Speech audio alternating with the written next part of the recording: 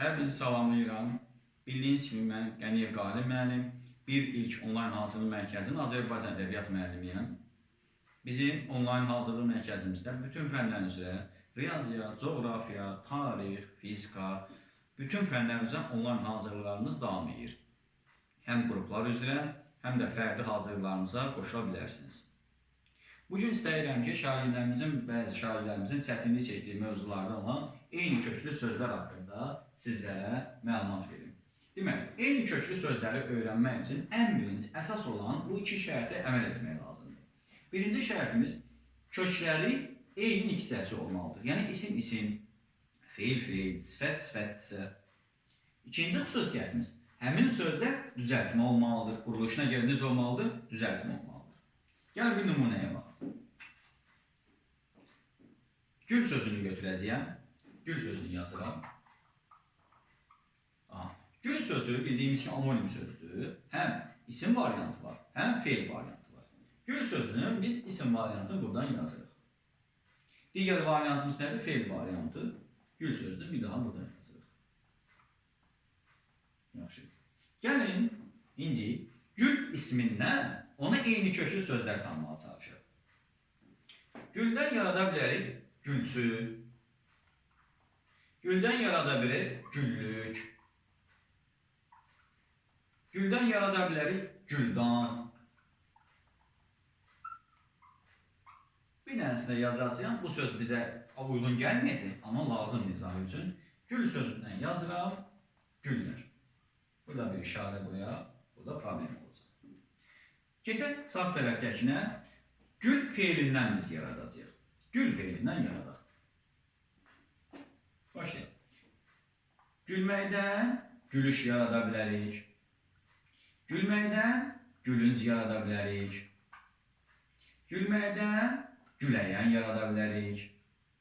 Üç söz. Və gül sözündən elə bir söz yaradaq ki, bunun eyni köklü olmasının izahı üçün lazım olacaq. Məsələn, gülərkən. Burada işarəmiz olsun. Gəlin baxaq indi birinci variantımıza. Görək eyni köklü olduğunu sübut edək. Gülçü. Sözün kökü güldür. Hansı hissəsidir? İsimdir də gül. Çü isə nə yaratdı? Yeni bir söz yaratdı. Fikir versək, eyni hissəsidir gül və sözdə düzəltmədir. Güllür, çiçəkli, güllü. Güllərin çox olduğu yerdə güllük sayılır, düzəltməli. Güldan, güllü, çiçəkli. Gül sözündən isə biz gülün olduğu qab, güldan sözünü yaradır. Yeni söz yaradır. Yəni sözümüz nə oldu? Düzəltmə oldu. Amma aşağıdakına bax, güllər. Bu sadə söz sayılacaq. Deməli, bu 2, 3 bir-birinə eyni köklü sayılır. Niyə? Köklər eyni hissəsidir, üçü də isimdir və necədir? Düzəltmədir. Amma aşağıdakı güllər sözünə baxsaq, o sözümüz quruluşu nə olacaq? Sadə olacaq.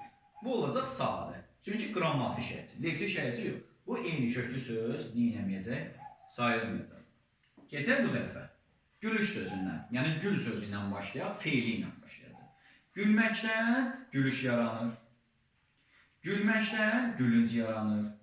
Gülməkdən güləyən yaranır. Hamısı kökü gülmək feilidir. Bunlar olacaq necə kök sözlər? Eyni köklü sözlər. Amma gülərkən sözü olmayacaq.